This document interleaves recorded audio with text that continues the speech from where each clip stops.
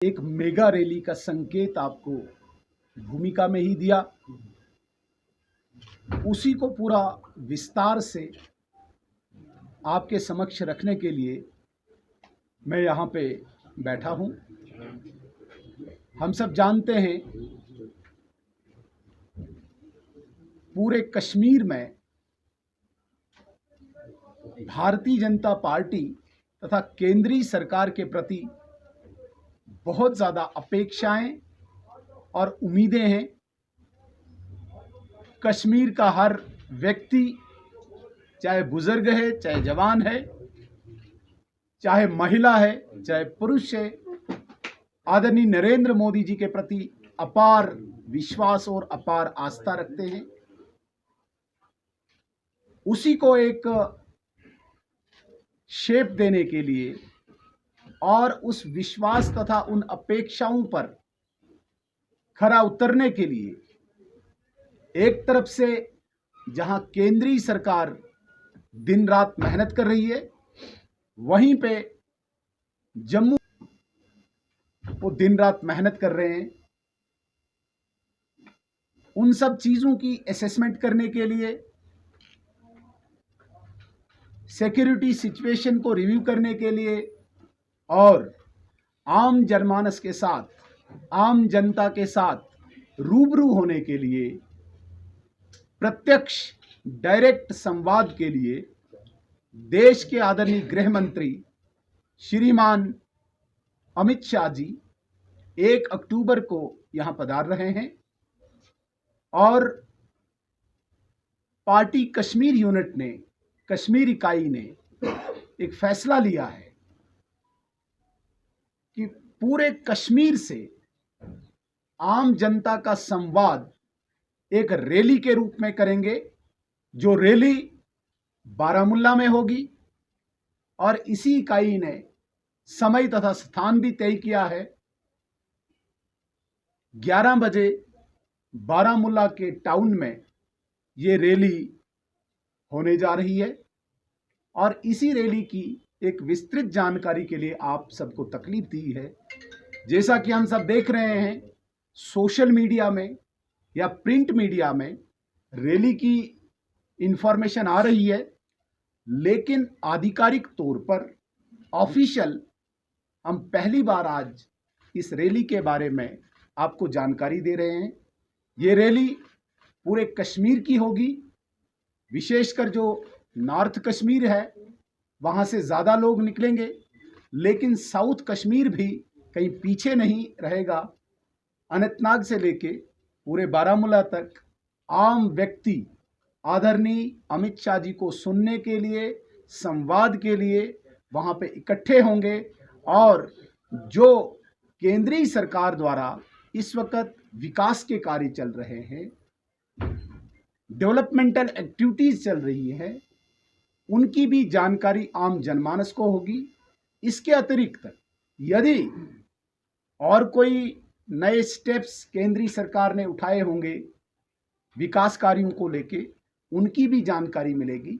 मुझे लगता है कि जिस विश्वास के साथ आम कश्मीरी इस वक्त भारतीय जनता पार्टी के साथ जुड़ रहा है, भारतीय जनता पार्टी का केंद्रीय नेतृत्व, सेंट्रल लीडरशिप इस विश्वास को, इस भरोसे को कायम दायम रखने के लिए, कश्मीरियों की जो अपेक्षाएं हैं, जो आकांक्षाएं हैं, उनको पूरा करने के लिए ये आदरणीय गृह मंत्री जी का बहुत बड़ा कदम होगा, जो डायरेक्ट कश्मीर की आम जनता के साथ संवाद रैली के रूप में होगी, जो रैली 2 अक्टूबर को यहाँ बारामूला में होने जा रही है। यही जानकारी मैंने आपके समक्ष रखनी थी। हम बहुत ज़्यादा जगहों पे स्पष्ट कर चुके हैं, जो ये इलेक्शन का प्रोरोगेटिव है, ये एक ऑटोनमस इंडिपेंडेंट इंस्टीट्यूशन के पास है, जिसे इलेक्शन कमीशन ऑफ इंडिया कहा जाता है।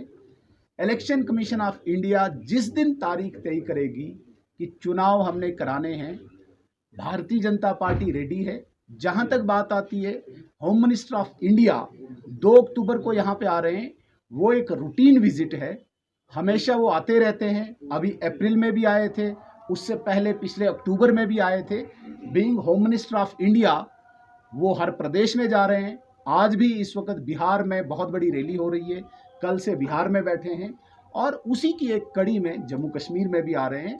इसे चुनाव के साथ जोड़ना मुझे लगता है कि ठीक। 1 तारीख राजौरी में बहुत बड़ी मेगा रैली होगी और वहाँ पे रैली ख़त्म होने के बाद आदरणीय गृह मंत्री जी कश्मीर आएंगे शाम को और अगले दिन 2 तारीख उसी राजौरी की मेगा रैली की तर्ज पे बारामूला में भी रैली।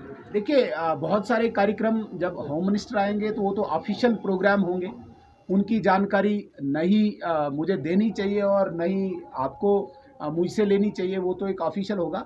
पार्टी के नाते से यहाँ पे डिफरेंट डेलीगेशंस मिल सकते हैं, अक्रॉस पार्टी लाइन मिल सकते हैं, इवन की जो यहाँ पे बिजनेस कम्युनिटी है in terms of traders, transporters, intellectuals, इस प्रकार के लोगों के डेलीगेशंस भी मिलाना हम कोशिश कर रहे हैं। और इसके अलावा जो पार्टी के सीनियर लोग हैं उनके साथ पार्टी की गतिविधियों की चर्चा करना ये भी यहाँ पे तय हुआ है।